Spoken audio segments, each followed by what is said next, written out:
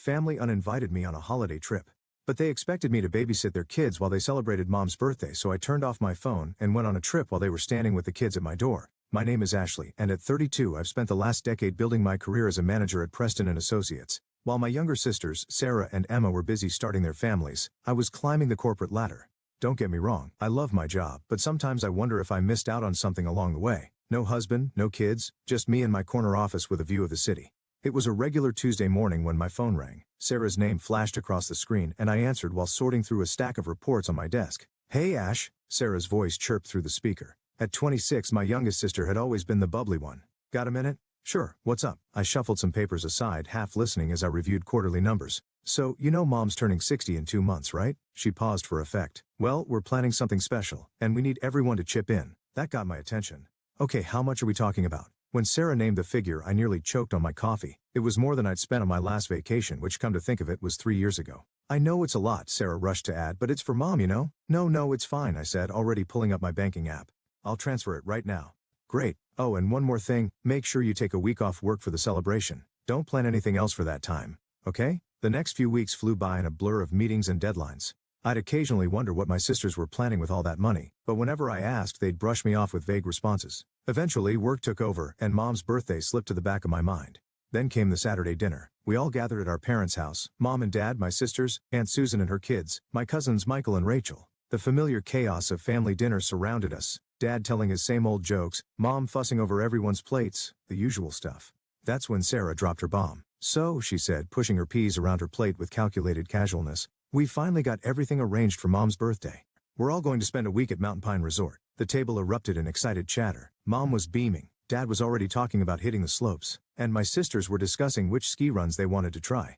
"Why didn't anyone tell me earlier?" I asked, feeling a bit left out. "I don't even have a ski suit and there's barely any time to get one now." The table got quiet. Too quiet. Mom cleared her throat, and I felt my stomach drop before she even opened her mouth. "Actually, honey," she said, with that tone she used when she was about to ask for a favor she knew I couldn't refuse, "we were hoping you could do us all a huge favor and watch the kids while we're there." I stared at my family gathered around the dinner table, waiting for someone to laugh, to say it was all a joke. But the silence stretched on, broken only by the soft clink of silverware against plates. "You want me to watch the kids?" I finally managed to say. "All 5 of them?" My mind started counting them off automatically. Emma's toddler Jason, Sarah's baby girl Lucy, cousin Michael's twins, Tom and Anna, and Rachel's son Pete. 5 kids under the age of 7. "Well, you're so good with them," Mom said, as if that explained everything. "They love their Aunt Ashley." I looked around the table again, still hoping to see a hint of humor in someone's eyes. There was none, just expectant faces waiting for my usual yes. "But that's not fair," I heard myself say, my voice sounding strange to my own ears. "I want to celebrate with everyone too. It's Mom's birthday." Emma, my 28-year-old sister, put down her fork with a sigh. "Come on, Ashley. You'll be bored there anyway. It's going to be noisy and crowded." "Bored?" I repeated. "How would you know if I'd be bored?" "Well," she continued, exchanging glances with Sarah, "you're great with the kids. They adore you. And let's be honest, it's not like you need a break from family life." I felt my chest tighten. "What's that supposed to mean?" Sarah jumped in, her voice carrying that condescending tone she'd perfected over the years. "She just means that you don't have children or a husband to get away from. The rest of us, we need this break. You understand, right?" The green beans on my plate blurred as I blinked back tears. I wouldn't give them the satisfaction of seeing me cry. Instead, I quietly pushed back my chair and stood up. "Ashley?" Mom's voice held a note of concern, but not enough to actually stop me. Without a word, I grabbed my purse from the counter and headed for the door. Nobody moved to stop me. Nobody called out. The only sound that followed me was Mom's voice, drifting from the dining room. "Don't worry, she'll be a little offended at first, but she'll come around. She always does." As I walked to my car, their voices faded behind me, already moving on to discussing ski slopes and winter gear. The evening air was crisp against my face, helping to clear my head. 10 years of putting everyone else first, of being the responsible one, the reliable one, and this is what I got in return. The worst part wasn't even the babysitting request, it was the casualness with which they'd assumed I'd agree. The way they'd planned this whole thing without me, using my money, my time, my vacation days without even asking. As if I was just a resource to be used, not a member of the family to be included. I spent half the night pacing around my apartment, replaying every family dinner, every holiday, every moment when I dropped everything to help someone else. The memories came flooding back, each one taking on a new, darker meaning in light of tonight's events. There I was at 16, making dinner while Mom helped Emma with her homework. Me at 18, turning down a spring break trip with friends to watch Sarah while our parents took a weekend getaway. At 21, working 2 jobs during college to help pay for Emma's prom dress. The images kept coming year after year, sacrifice after sacrifice. "Ashley, can you watch Jason for a few hours?" Emma's voice echoed in my head. "I really need a break." Ashley, would you mind taking the twins for the weekend? Michael's familiar request played back like a broken record. Rachel's overwhelmed with Pete, and you're so good with kids. I'd always said yes, always. Even when I had important meetings the next day, even when I was exhausted from my own work week. I'd taken pride in being the reliable one, the responsible sister, the perfect daughter. I collapsed onto my couch, the leather cool against my skin. The photo albums on my coffee table caught my eye. Family vacations where I was always the one behind the camera. Holiday gatherings where I was always in the kitchen while everyone else laughed in the living room. When was the last time someone had asked me what I wanted? It's not like you need a break from family life. Sarah's words kept echoing in my head. As of my life, my career, my choices were somehow less valid because I wasn't married with children. As if all my sacrifices meant nothing because they didn't fit their definition of what mattered. Sleep didn't come easily that night. I tossed and turned, remembering how I'd worked through college on a scholarship, determined not to burden my parents financially. How I'd started my career immediately after graduation, helping to put both my sisters through school. All those late nights at the office, climbing the corporate ladder, sending chunks of my salary home to help with family expenses. By morning, I'd made up my mind. I wasn't a confrontational person, never had been. There had to be a way to resolve this peacefully, to make them understand without causing a family rift. So I did what I'd always done when there was a problem. I tried to fix it. I waited until a reasonable hour on Sunday morning before picking up my phone. Mom answered on the third ring. "Hi Mom," I said, keeping my voice steady. "I've been thinking about the resort trip. Actually, I have a solution. I'll pay for a professional babysitter for all 5 kids. That way everyone can enjoy the celebration together." The silence on the other end of the line stretched for a moment too long. "That won't work, Ashley," Mom finally said, her voice tight. "We can't trust some stranger with the children. They're used to you." "Mom, I want to be part of the celebration too," I tried to explain. "I want to be there for your birthday. I could find a really good babysitter, someone with excellent references." "You know you're not exactly a social butterfly," she cut me off, her voice sharp. "You'd probably be uncomfortable with all the noise and activity anyway. The children will keep you busy and you enjoy spending time with them. It's perfect for everyone." The click of the call ending echoed in my ear before I could respond. I sat there, phone still pressed to my ear, as my mother's words sink in. She hadn't even bothered to say goodbye. I was still staring at my phone, processing my mother's abrupt hang-up when it buzzed again. Sarah's name flashed across the screen. "How dare you?" she hissed, before I could even say hello. "Mom just told me about your little suggestion about hiring a babysitter. Are you trying to ruin everything?" I sat up straighter, my sister's hostile tone catching me off guard. "Ruin everything? I'm trying to find a solution that works for everyone. We already have a solution." Sarah's voice rose. "Everything's planned, Ashley, everything. And now you're being completely selfish, trying to change all our arrangements at the last minute." The accusation hit me like a slap. "I'm being selfish?" "Yes, you are. We've been planning this for weeks. Everyone's excited. The resort is booked, the activities are scheduled, and now you want to throw a wrench in everything because you can't just do this one thing for the family?" My hand started shaking. "One thing? Are you serious? You know what? If you ruin this trip for everyone, if you spoil Mom's birthday celebration, don't bother talking to me again." "I mean it, Ashley." The line went dead. I sat there stunned by my baby sister's threat when my phone buzzed with incoming messages, this time from Emma. "Family needs to stick together," her first text read. "We all help each other out." Another message popped up. "Remember when I watered your flowers last year while you were at that conference?" And another. "You're good with the kids. They love you. Why can't you just forget about being resentful and think about what's best for the family?" My fingers flew across the keyboard as I replied, "A real family doesn't take advantage of each other. A real family respects each other's wishes and includes everyone in their plans. A real family doesn't manipulate and guilt-trip each other." I watched the 3 dots appear and disappear several times, but no response came. That's when it hit me. The way they'd asked for money without explaining what it was for. The careful way they'd told me to take time off work without mentioning the resort. The casual way they'd announced their plans at dinner, as if everything was already set in stone. They'd planned this all along. While I was working late nights, while I was babysitting their kids, while I was being the perfect daughter and sister, they were secretly arranging this trip. They'd used my money, arranged my schedule, and planned to dump 5 children on me without so much as a conversation. And now that I wasn't playing along with their script, they were trying every manipulation tactic they could think of: guilt, threats, emotional blackmail to force me back into the box they'd created for me. Something strange happens when you finally see through the fog of manipulation. Suddenly, everything becomes crystal clear. I felt lighter than I had in years. The guilt that had been weighing me down was replaced by something else: determination. I opened my laptop and started searching. Within an hour I had booked a beachfront hotel in Florida. Nothing too fancy, but it had a balcony overlooking the ocean, and was within walking distance to everything I might need. I even splurged on a one-stone-class plane ticket. After all, I had plenty of money since I wouldn't be skiing. The next few days at work were surprisingly peaceful. My family had stopped calling and texting. They probably thought I was home preparing for a week of childcare, maybe buying extra snacks and planning activities. The thought made me smile as I packed my beach clothes and new swimsuit. Taking a tropical vacation in the middle of winter, my colleague Janet asked when she saw me checking the Florida weather forecast. "Sometimes you need to do something unexpected," I replied, surprised by how good it felt to say those words out loud. The morning of my flight, I took one last look around my apartment. I'd cleaned everything meticulously, force of habit I suppose, the empty fridge, the properly locked windows, everything in perfect order, just like always, except this time, I wouldn't be here to answer any desperate phone calls for babysitting. As the plane took off I switched off my phone and tucked it into my bag. No social media, no email, no family drama, just me, the beach, and a whole week of freedom.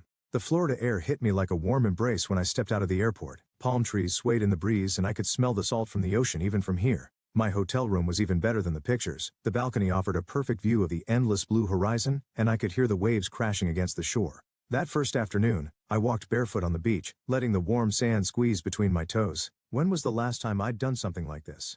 When was the last time I'd done anything just for me? I swam in the hotel pool, read a book without interruption, and had dinner at a quiet beachside where no one needed me to cut their food or clean up their spills. I watched the sunset from my balcony, sipping a glass of wine, without a single thought about bedtime routines or morning schedules. My last morning in Florida, I savored my final moments of peace.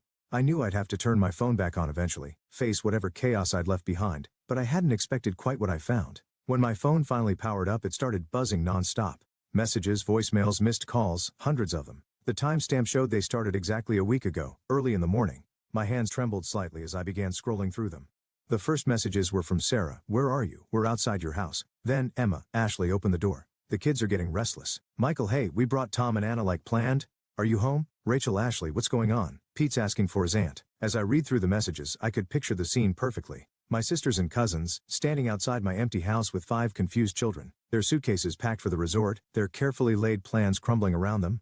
The tone of the messages changed quickly from confusion to panic. "Ashley, this isn't funny. Where are you? Pick up your phone. What are we supposed to do with the kids? You can't just disappear like this." Then came the anger. Sarah's messages turned nasty. "You selfish witch. How could you do this to us?" Emma wasn't much better.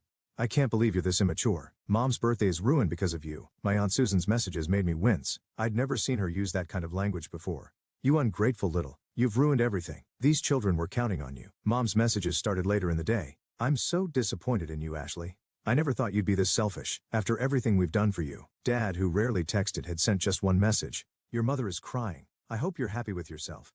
The voicemails were worse. I could hear the anger, the disappointment, the accusations in their voices. Messages from extended family members I hadn't talked to in months suddenly appeared, all of them condemning my behavior. "You've always been so reliable. How could you do this to your own family? Those poor children. You've ruined everything." I sat there in my peaceful hotel room, reading message after message, learning exactly what my family thought of me when I finally stopped being their convenient solution. The words they used, the names they called me, the assumptions they made about my character, it was like meeting a whole new family, one that had been hiding behind fake smiles and casual requests for favors. Without responding to any of them, I packed my bags and headed to the airport. It was time to go home, but I wasn't the same Ashley who had left a week ago. That Ashley might have apologized, might have felt guilty, might have tried to make it up to everyone, but that Ashley was gone. I had just finished unpacking my beach clothes when I heard the aggressive pounding on my front door.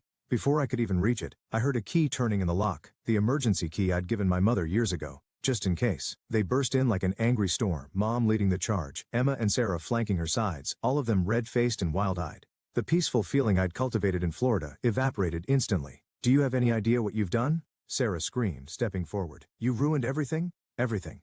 I stood my ground, watching them unleash their fury in my living room. The same living room where I'd babysat their children countless times, where I'd canceled my own plans to accommodate their emergencies, where I'd always been the reliable one. Mike and John refused to stay with the kids, Emma spat out, referring to their husbands. They both suddenly had important business to take care of. So Sarah had to stay home with all 5 children while we went to the resort. "She missed Mom's birthday because of you. The whole trip was ruined," Mom added, her voice rising. "Nobody could enjoy themselves. All we did was talk about how you betrayed us, how you let everyone down. Your father couldn't even ski properly. He was so upset." They continued their tirade, talking over each other, each one trying to outdo the others and expressing their disappointment and anger. The more they talked, the more absurd it all seemed, until something inside me broke, but not in the way they expected.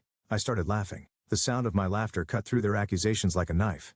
They stopped mid-sentence, staring at me as if I'd lost my mind. "What's so funny?" Mom demanded, her face flushing darker. "What could possibly be funny about this situation?" I wiped tears of laughter from my eyes. "Don't you see how ridiculous this is? Do you really not understand how absurd you all sound right now?" "Absurd?" Emma sputtered. "What's absurd about?" "You secretly planned this entire trip," I interrupted, my laughter fading but my voice steady. "You decided, without asking me, that I would watch your children. You took my money, told me to take time off work, and then just assumed I would fall in line with your plans. And now that everything fell apart because of your assumptions, you're here calling me the villain?" "But you've always helped before," Mom said, her voice smaller now, confused. "You've never said no. And that's exactly the problem, I cut in. Because I always helped, you started taking advantage of me. You stopped seeing me as a daughter or a sister and started seeing me as free childcare. You stopped considering my feelings, my plans, my life. That's not true, Sarah protested, but her voice lacked conviction.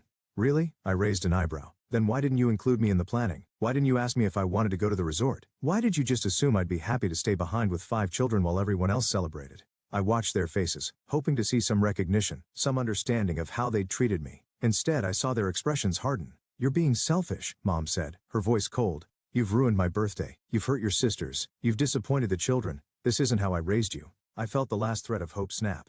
No, Mom, you're the ones being selfish. This whole situation is your fault, not mine. Mom drew herself up to her full height, her face like stone.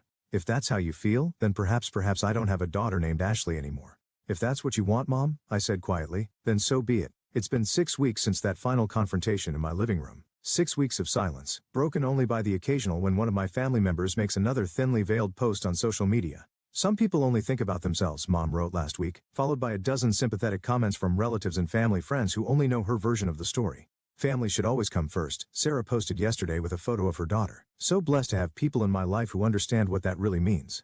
Emma's latest was a long paragraph about toxic people who destroy family bonds with their selfishness. She didn't tag me, of course, but everyone knew who she was talking about.